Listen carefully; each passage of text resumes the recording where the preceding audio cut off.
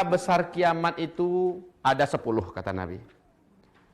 7 terjadi pada masa umat Islam ini masih ada di dunia. 7-nya terjadi pada masa umat Islam masih hidup. Ini kan bakal meninggal semua nih. Kita semua bakal meninggal nih serentak nanti, ya. 7-nya akan terjadi pada umat Islam, 3-nya akan dialami oleh orang-orang kafir yang hidup setelah itu. Singkatnya saya sampaikan, Bu. Tanda besar kiamat yang pertama adalah Dajjal muncul. Dajjal, ini yang pertama. Yang kedua, ya, setelah Dajjal muncul, Nabi Isa pun turun. Oh.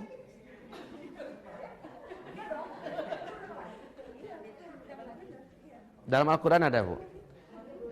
Sananya kita bedah ini satu-satu. Iya. Dia sudah diangkat dan ulama-ulama ahli tafsir bahkan dalam surah An-Nisa pun disebutkan oleh Allah bahwa Nabi Isa di akhir zaman akan diturunkan oleh Allah dengan ruh dengan jasadnya. Kerjanya apa? Membunuh Dajjal. Hanya Nabi Isa yang sanggup membunuh Dajjal. Siapapun di muka bumi ini tidak ada yang bisa membunuh Dajjal. Hanya Nabi Isa. Ini yang kedua. Tanda besar kiamat yang ketiga, 3 terjadi di periode yang keempat nih ya. 3 tanda besar kiamat terjadi pada periode keempat di sini. Ya, ini yang keempat. Yaitu keluarnya manusia-manusia yang super biadab dulu yang dikurung oleh Zulkarnain. Dalam Al-Quran diceritakan ini namanya Ya'juj dan ini manusia loh ya, Ya'juj dan Ma'juj. Sabar, Bu, sabar, one at a time. Ya, satu persatu nanti ada penguraiannya, ya. Ya'juj dan Ma'juj. Bahkan ketika Ya'juj Ma'juj ini muncul, Nabi Isa pun dan Imam Mahdi tidak sanggup untuk membunuhnya. Jumlah mereka sangat banyak. Ya. Jadi intinya kita sebut aja dulu sekarang ya. Dia manusia yang terus berkembang biak beranak pinak. Dan ketika mereka keluar kata Allah dalam surah Al-Kahfi, dalam surah Al-Anbiya bahwa mereka akan menutupi permukaan bumi, khususnya yang Timur Tengah. Itu akan dipenuhi oleh mereka, ya. Enggak, mereka masih hidup. Masih hidup. Akan ada pembicaraan khusus, Bu, tentang Ya'juj dan Ma'juj, ya. Intinya mereka akan keluar di akhir zaman. Ya'juj, Yagog dan Magog kalau orang mengatakan, ya. Yagog dan Magog. Nah, Ibu-ibu, bangsa ini Allah abadikan dalam Al-Qur'an. Allah ceritakan dalam Al-Qur'an. Jadi 3 ini akan terjadi pada fase keempat kita. Yang 3 tanda besar kiamat. 4 tanda besar kiamat terjadi pada periode kelima. Yang kelima ini tanda besar kiamat yang ketiga, tanda besar kiamat yang keempat, saya buat yang keempat di sini. Tanda besar kiamat yang keempatnya terjadi pada periode kelima dari umur umat Islam. Apa itu? Yang keempat yaitu Islam kembali menjadi khilafah di muka bumi. Masa-masa aman.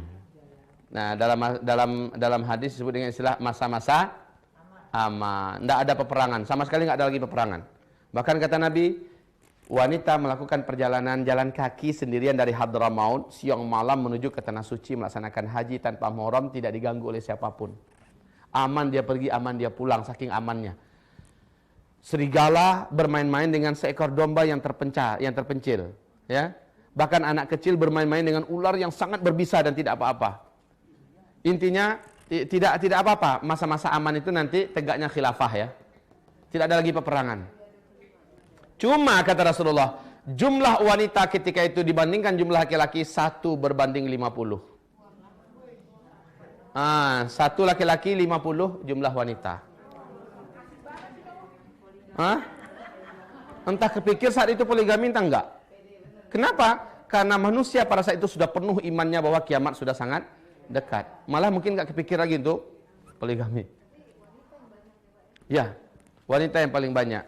Yang laki-laki kemana perginya? Akan kita jelaskan nanti pada periode keempat. Akan banyak terjadi kematian massal laki-laki sedunia. Ya.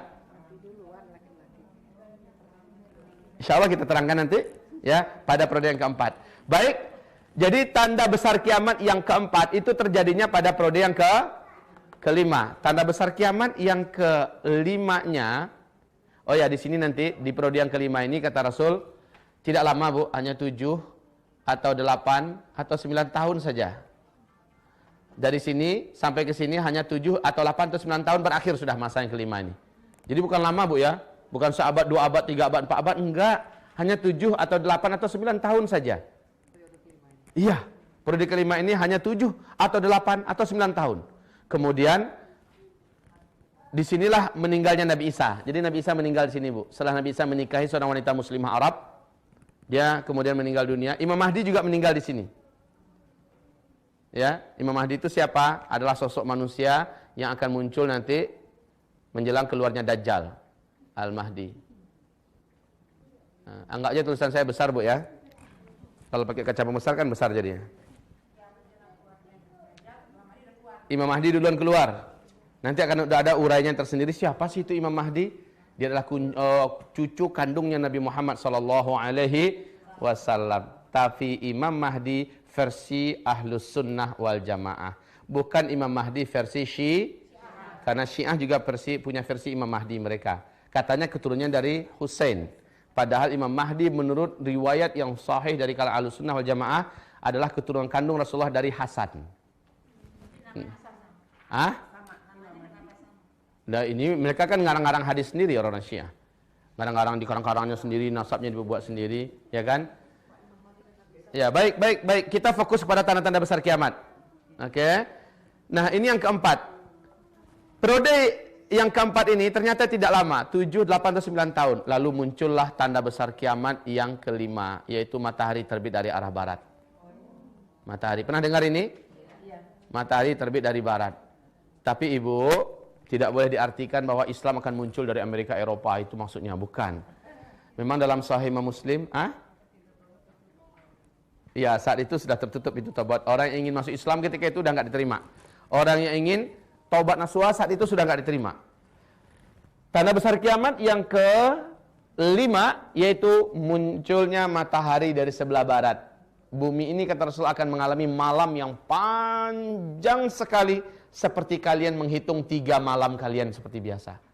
Seperti 3 malam panjangnya. Besoknya tahu-tahu muncul matahari dari arah. Ternyata dalam hadis yang sahih Imam Muslim, Rasul mengatakan matahari memang dipanggil oleh Allah. Lalu meninggalkan seluruh, bahkan galaksi Bima Sakti kita ditinggalkannya, seluruh galaksi yang ada, dia pergi ke bawah arasy, sujud di bawah arasy Allah matahari itu. Lalu Allah perintahkan matahari, kembalilah kamu ke tempat semula, lalu terbitlah kamu dari arah sebelah barat yang biasanya kamu tenggelam. Begitu Ibu. Ya, cuma terbitnya hanya sampai setengah hari saja. Kemudian dia akan kembali tenggelam. Dia akan kembali tenggelam dari arah barat. Besoknya terbit lagi dari arah timur seperti biasa. Hanya sekali. Tetapi itu tanda besar kiamat yang nomor 5. Ya, tanda besar kiamat nomor 5 ini. Iya. Oh enggak, hanya sekali. Besoknya di waktu duha muncullah binatang yang Allah sebutkan dalam surat Al-Ankabut, disebut dengan Dabbatul Ardi. Binatang raksasa yang keluar dari perut bumi sebanyak 3 kali kemunculannya di berbagai tempat berbeda-beda. Nama binatang itu Allah sebutkan dalam Al-Quran Dabbatul Ardi. DA aja kita singkatkan di sini ya. Tanda besar kiamat yang ke-6. Aduh.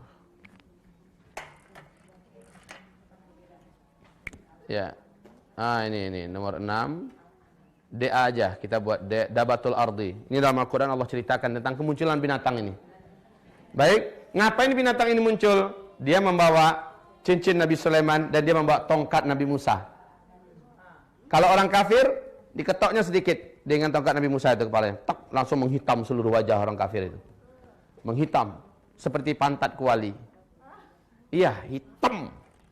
Sementara kalau orang beriman, maka akan diusapnya dengan cincin Nabi Sulaiman, maka putihlah kulit mereka dan wajah orang-orang beriman.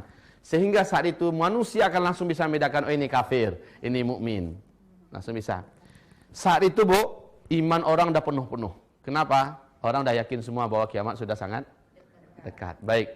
Ini tanda besar kiamat yang ke-6. Yang ke-7, barulah wafatlah seluruh umat Islam sedunia. Dengan cara angin lembut yang bertiup dari arah timur, kata Rasulullah, angin lembut. Ini angin maut nih, angin lembut membawa kematian. Oke?